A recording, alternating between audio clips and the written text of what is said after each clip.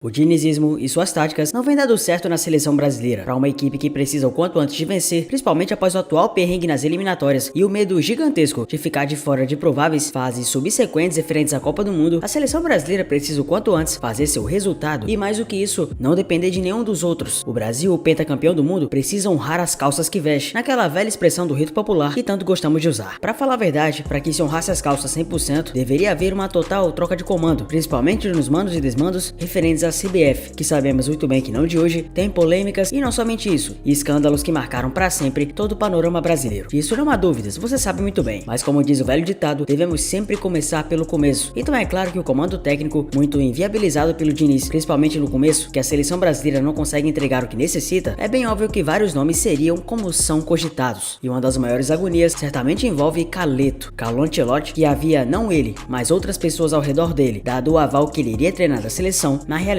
agora parece um caminho inviável, pois ele nem confirma, tampouco ao aval do Real, e muito pelo contrário, que na realidade firmaram um pacto de renovação por mais 2 anos. Então por isso a CBF, se não mantiver Fernando Diniz, precisa o quanto antes ver quais as opções viáveis e necessárias para trocar o comando técnico. E uma delas pode chamar a atenção, mas é a preferida pelos brasileiros. Se inscreva no canal, deixa o like e veja a possibilidade de José Mourinho, The Special One, treinar a seleção brasileira. A escolha então inovadora de Carlo Ancelotti, um sonho de consumo para a CBF em 2026, poderia levar a seleção brasileira ao puro ápice. O Real Madrid joga muito bem com ele, e mesmo com a ausência de outros jogadores como um camisa 9 necessário após a saída do Benzema, Ancelotti conseguiu achar mecanismos para o Real Madrid vencer mesmo com os buracos e problemas estapafúrdios. Ancelotti consegue agradar do mais novo ao mais velho, do fã que começou a acompanhar o futebol hoje até aquele que acompanha há muitos anos. Se Ancelotti assumisse a seleção como muitos imaginavam, ele seria o 4º estrangeiro a comandar o Brasil em caso de acerto. A entidade tratou por muito tempo a chegada do italiano como uma questão de preferência, mas havia e há pendências importantes a serem resolvidas, tanto estruturais quanto financeiras. Carlo Ancelotti, além de seu nome muito caro, também, claro, tem uma vasta carreira e um currículo que quer manter invejável. Treinando o Real Madrid, a maior equipe do mundo, fica difícil imaginar que o Ancelotti vindo realmente treinar a Scratch Canarinho aumentaria sua boa reputação. Seria quase um all-in, uma troca de risco. Trocar o Real Madrid, um clube que lhe dá sustentação e estabilidade, para ir para uma seleção brasileira que é o mais puro suco da incerteza. Uma equipe que hoje ocupa a 6ª colocação nas eliminatórias para a Copa do Mundo. E por mais que esteja bem no ranking de seleções, feita sempre pela IFFHS todo ano, o Brasil, em termos realísticos aqui na América do Sul, está muito longe de ser aquela equipe que comanda e bota medo em quem passar. Para você ter uma noção, em panorama estrangeiro, em quase 110 anos de existência, desde a primeira partida da seleção em julho de 1914, a seleção brasileira teve 34 treinadores, além de outros 19 com título de interino. Nessa lista, com 53 anos, aparecem o uruguaio Ramon Plateiro, o português Joreca e o argentino Felpo Núñez, trio que totaliza 7 partidas com 5 vitórias, 1 empate e 1 derrota, como é mostrado em detalhamento. Ramon Plateiro foi o primeiro estrangeiro a comandar a seleção e o único a fazê-lo em um torneio. Campeão sul-americano como treinador de seu país em 1917, ele chegou ao Brasil 2 anos depois para trabalhar no Fluminense e teve passagens ainda por Flamengo e Vasco. E foi quando trabalhava na equipe de São Januário que ele conseguiu a responsabilidade de dirigir o Brasil no Campeonato Sul-Americano de 1925, que hoje é configurado como a Copa América. Já o Joreca português foi o único europeu a ter comandado a seleção. Português de Lisboa, chegou ao Brasil ainda jovem e teve trajetória curiosa até se tornar treinador. Sua primeira experiência no futebol foi como jornalista. Comentarista de rádio, passou a dividir seu tempo com a faculdade, tanto de educação física, no início dos anos 40, como uma carreira de treinador, e chegou a ser árbitro antes de ter grandes oportunidades à beira do campo. E última vez, o Felpo Núñez foi o único argentino a comandar a seleção. Ele na época era treinador do Palmeiras, e a CBF, então CBD, decidiu que o Palmeiras representaria o Brasil em amistoso contra o Uruguai para a inauguração do Mineirão. Como o Dom Felpo era o responsável pelo clube paulista, era ele quem estava à beira do campo no 3-0 sobre o Uruguai. Agora que você viu toda essa parte introdutória sobre treinadores estrangeiros, é bem óbvio perceber que a seleção brasileira, em sua essência, não costuma ter corriqueiramente um currículo de treinadores estrangeiros. É até natural que uma seleção pentacampeã do mundo e conhecida praticamente por grandes feitos em território nacional tenha sempre treinadores de origem brasileira. O último treinador do Penta, inclusive, era Felipão, o Luiz Felipe Scolari, e até alguns tempos atrás se tornaria uma grande ofensa cogitar quaisquer que sejam treinadores estrangeiros. Mas a real é que, com o passar do tempo e o avanço do futebol europeu, além, claro, das escolas de futebol que o Brasil ficou um pouco atrás, foi mais que natural, e é mais que natural, pensar em soluções estrangeiras para corrigir um problema crônico na seleção. Uma seleção que não consegue convencer e tampouco vencer. Por isso, mais que natural, pensar em nomes que não sejam necessariamente da matriz e origem brasileiras. E o principal nome cogitado é José Mourinho, The Special One. Devido ao seu conhecimento tático e sua personalidade controversa, ele tem atraído comparações, tanto pelos admiradores como pelos críticos, com outros treinadores lendários do passado, passado e é cotado inclusive para ser de fato colocado na lista de treinadores com excepcional personalidade. No Reino Unido popularizou-se com o apelido que eu já falei aqui, The Special One. Ele mesmo se nomeou na sua primeira entrevista como o treinador do Chelsea. Veio mais tarde clarificar em entrevista à Sky Sports que apenas tinha tido que era especial, como outros, mas não o único. Na Itália ficou conhecido como Lo Speciale e vale lembrar, o seu currículo na Europa é vasto. Ele já conseguiu de tudo, como por exemplo uma Champions League com o modesto Porto em 2004 e foi aí também, anos depois, que em 2010 outra Champions League foi conseguida por Mourinho, só que dessa vez para a Inter de Milão. Ele vem da escola portuguesa de treinadores de 1990 e ao todo já passou por clubes como Benfica, União de Leiria, Porto, Chelsea, Internacional, Real Madrid, Manchester United, Tottenham e Roma. Em poucos desses times terminou sua passagem sem ganhar título algum. Quase sempre coloca sua passagem, sua marca de autoria. Por muitos até é considerado um técnico ultrapassado hoje em dia e até mesmo retranqueiro, colocando o ônibus no gol. Mas com o passar do tempo ele vem modificando seu estilo de jogo, tentando fazer suas equipes terem uma construção mais propositiva, tentando propor o jogo em relação ao adversário. Segundo André Rocha, comentarista da ESPN Brasil, a inovação de Mourinho pro futebol foi dar inteligência à retranca. Não mais um amontoado de jogadores defendendo a própria área, mas duas linhas chapadas, quase coladas como no handball. Os quatro defensores muito próximos da compactação horizontal, distância lateral entre o jogador e seu companheiro e dos outros dois meias também, impedem a profundidade do adversário. Tomou esse estilo de jogo ainda mais vertical, através de passes rápidos e práticos, com pouca gente na frente para não desorganizar atrás, jogando por uma bola, fosse no contra-ataque ou nas jogadas aéreas, oportunidade para chegar no ataque com mais atletas. Porém, seu estilo de jogo pelo resultado, mesmo contendo vários craques de seu time, é motivo de algumas críticas. Foi um dos maiores problemas, inclusive, que ele teve no Real Madrid, na época que treinava a equipe liderada dentro de campo por Cristiano Ronaldo. E o próprio Mourinho falou o que muitos interpretaram como uma maneira de colocar Ancelotti para fora da reta para ter uma chance para a seleção. Deixar o Real Madrid diante de uma possível proposta de renovação para Ancelotti pode ser loucura, ao menos é o que pensa o próprio Mourinho. O treinador português atualmente na Roma lembrou sua própria experiência no time espanhol para comentar sobre a possibilidade do italiano assumir a seleção brasileira. Em entrevista ao canal Rai 1 da Itália, Mourinho afirmou que Ancelotti é o treinador perfeito para o Real Madrid e que seria um erro italiano deixar o posto. Segundo o português, apenas um louco deixaria o time atual quando o próprio clube queria a permanência do técnico. Brasil, só um louco sai do Madrid quando o Madrid o quer, e esse fui eu, o único que fiz isso, disse Mourinho. Depois de 3 anos, o presidente Jorge Sanchez, diretor do Real, queriam tanto que eu permanecesse, mas fui eu quem decidi.